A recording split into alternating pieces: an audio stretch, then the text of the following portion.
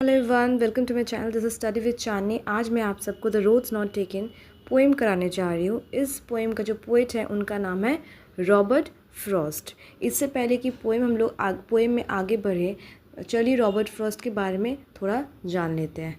Let's start the poem. Robert Frost. Robert Frost is an American poet who writes simply but insightfully about common ordinary experiences. Robert Frost जो है वो एक American poet है जो कि simply और बहुत ही कॉमन एंड ऑर्डिनरी एक्सपीरियंसेस के बारे में वो लिखते थे। He was born on March 26, 1874 in San Francisco, California. He died on January 29, 1963. उनका जन्म मार्च 26, 1874 में हुआ है और जो कि सैन फ्रांसिस्को कैलिफोर्निया में, और उनकी मृत्यु जो है जनवरी 29, 1963 में हुआ है। Let's start the poem. The roads not taken. Two roads diverged in a yellow wood, and sorry I could not travel both, and be one traveler. Long I stood and looked down one as far as I could, to where it bent in the undergrowth. तो diverged का मतलब है separated and took a different directions, ठीक है।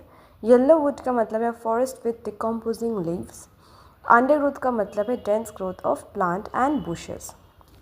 तो ये जो poet है वो कहीं जा रहे थे और जाने के समय उन्हें उसी रास्ते में दो रास्ता अलग अलग दिखा, एक उसके राइट साइड में, एक उसके लेफ़्ट साइड में। तो जब उनके सामने दो रास्ता आ गया तो यहाँ पे जो पोएट है वो बोल रहे हैं कि sorry I could not travel both, मतलब मैं दोनों में नहीं ट्रैवल कर सकता, दोनों रास्ते से मैं नहीं चल सकता हूँ, मैं एक ही इंसान हूँ। एंड बी वन ट्रैवलर, मैं एक ही इंसान हूँ। लॉन्ग आई स्टूड, मैं खड़ा हूँ और मैं देख रहा हूँ। And look down one as far as I could, जितना दूर तक मेरी नज़र जा रही है उतनी दूर तक मैं देख रहा हूँ कि मुझे क्या दिख रहा है, ठीक है।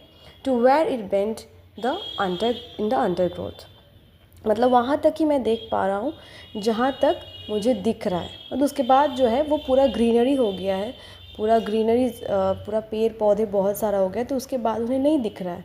तो इसका मतलब ये है, फर्स्ट स्टैंजा में पोएट ये कह रहा है कि दो रास्ता उनके सामने आ गया है, तो दोनों रास्ता में वो अभी उन्हें डिसाइड करना है कि किस रास्ता में उन्हें चलना है।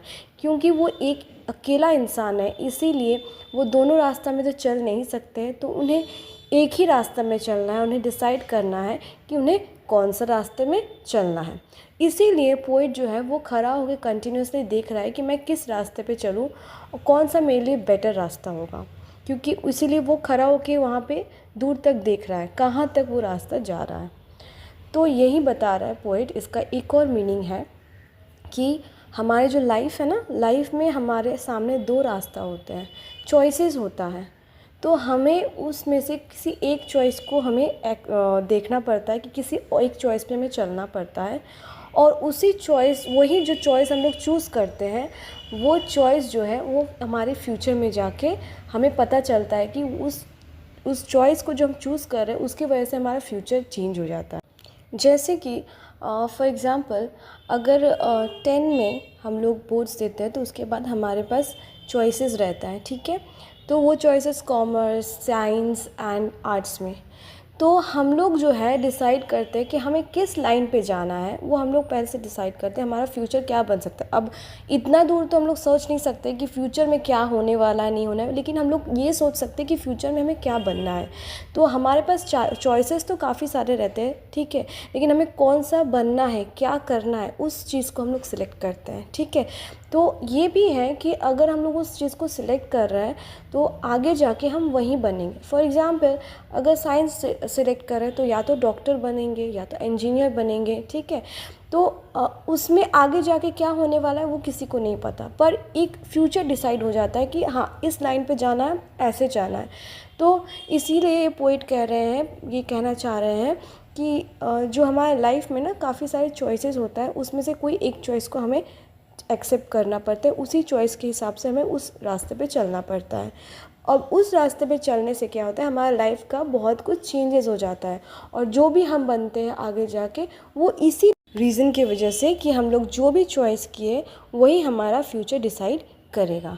ठीक है, चलिए नेक्स्ट आंसर करते हैं। आई होप आप सबको समझ में आ रहा है poem. Then took the other, just as fair, and having perhaps the better claim, because it was grassy and wanted wear. Though as for that, the passing there had warned them really about the same. So fair का मतलब है as good as the other one, claim का मतलब है better option, wanted where का मतलब है had not been used. Guys, I'm so sorry क्योंकि बहुत ज़्यादा आवाज़ आ रहा है, I know बहुत प्रॉब्लम होता है, I'm so sorry for that.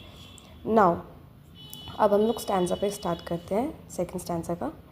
इसमें बताया जा रहा है कि then took the other just as fair का मतलब ये है कि अब उसने डिसाइड कर लिया है कि अब मुझे एक रास्ते में चलना है। तो उसने जो सोचा कि जो भी मैं रास्ता चूज़ करूँगा वो मेरा फेयर डिसीजन रहेगा, वो मेरे लिए अच्छा रहेगा, ये उसने सोच लिया।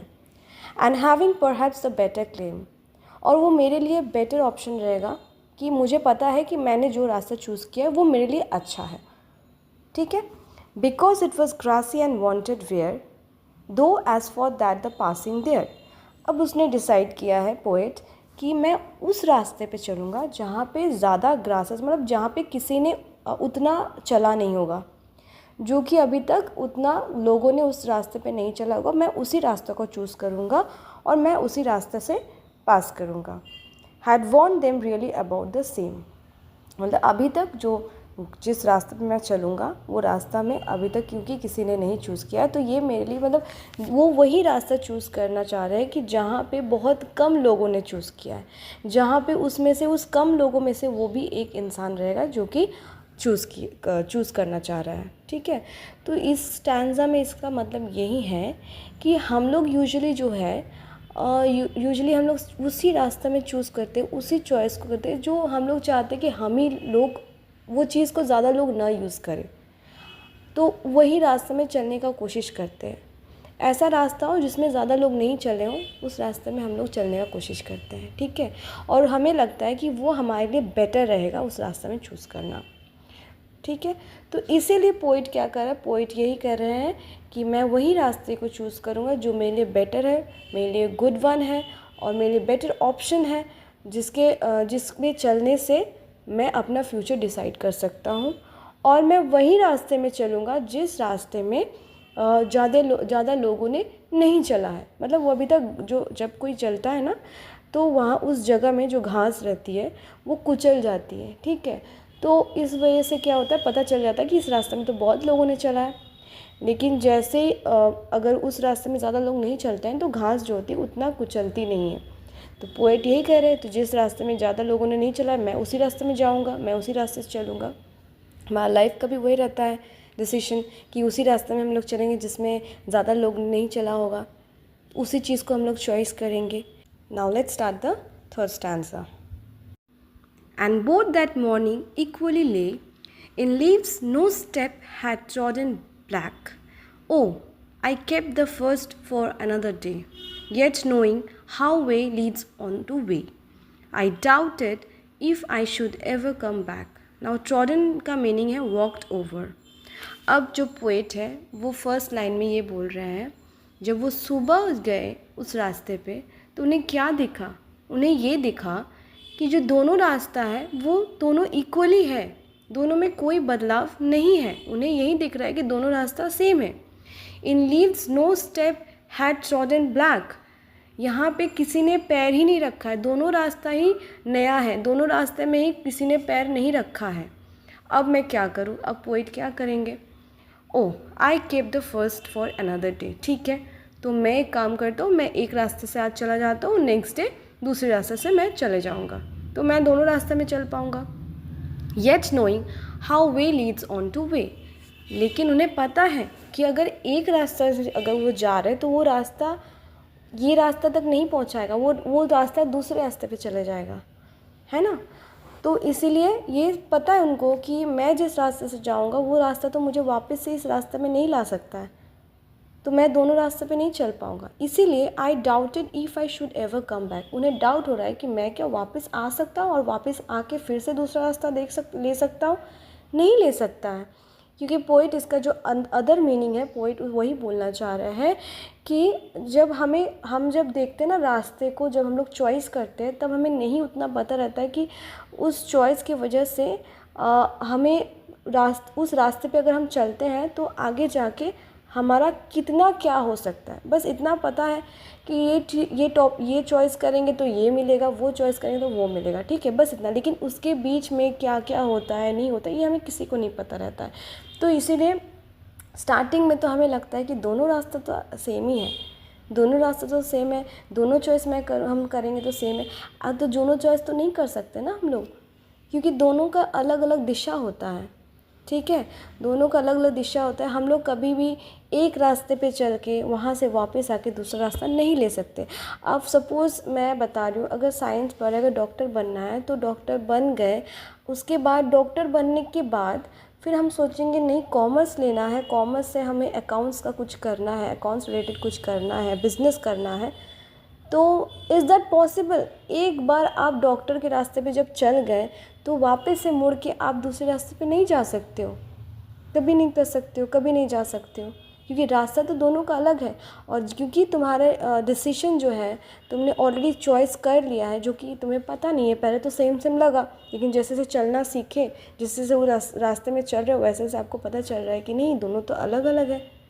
तो इसमें आप दोनों जब जिस चॉइस को भी आप एक्सेप्ट कर रहे हो उसी चॉइस में चलो, और वही आपका फ्यूचर डिसाइड कर देगा। Okay, I shall be telling this with a sigh. Somewhere ages and ages hence, two roads diverged in a wood, and I took the one less travelled by, and that has made all difference. So, sigh का meaning है deep breath, and hence का ये इस poem में meaning है in the future. सो यहाँ पे poet जो है बोल रहे हैं I shall be telling this with a sigh, मतलब मैं अब डीप ब्रेथ लेके मैं ये बोल सकता हूँ कि somewhere ages and ages hence, कि जब बहुत समय बाद फ्यूचर में जाके मैं जब अपना ये पास देखूँगा, two roads diverged in a wood and I, जब दो रास्ते मेरे सामने मिले थे, मेरे आगे जब दो रास्ते थे, और तब मैंने क्या किया था, I took the one less travelled, मैं वही रास्ता चूज़ किया जो सबसे कम लोगों ने चला है, उसको मैंने चूज़ किया, and that has made all the difference, मतलब वो जो रास्ता मैंने चूज़ किया वही रास्ता मेरा फ्यूचर आज डिसाइड किया, और मेरे वो डिफरेंस क्या वो मेरा फ्यूचर को, मतलब वो चेंज कर दिया, ठीक है। मैं जो भी डिसीजन लूँगी तो मेरा फ्यूचर चेंज हो जाएगा, राइट। तो उसी तरह से जो पोइट है वो जो भी डिसीजन लिया वो उसका फ्यूचर चेंज किया, और उससे वो खुश है, he is happy with that, कि उसने जो भी डिसाइड किया उनके लिए सही था, ठीक है। तो इसीलिए पोइट इसमें बोल रहे हैं, इस थर्ड स्टांजा का जो इनर मीनिंग है वो ये बोल रहे हैं कि जब हम लोग लाइफ में जो भी डिसीजंस लेते हैं और चॉइसेस करते हैं, ठीक है, हमें आगे का नहीं पता रहता है क्या होना है, लेकिन जब फ्यूचर में हम लोग उस चले जाते हैं और जब पीछे का सोचते हैं, पास्ट का सोचते हैं, तब हम लोग खुश होते हैं और बोलते हैं कि सही है, जो भी डिसीजन हमने लाइफ का लिया आज उस वजह से हमारा फ्यूचर बदला है, आज बहुत कुछ बदला है। तो उस डिसीजन में हम खुश हो जाते हैं कि हमने जो भी डिसीजन लिया वो हमारे लिए सही है, क्योंकि ये चॉइस की वजह से ना लाइफ का बहुत चीज़ों में डिफरेंस आ जाता है, ठीक है। आई होप आप सबको मेरा ये वीडियो पसंद आया हो। अगर मेरा ये वीडियो पसंद आया हो आप सबको, तो please do like, share and subscribe. Thank you so much.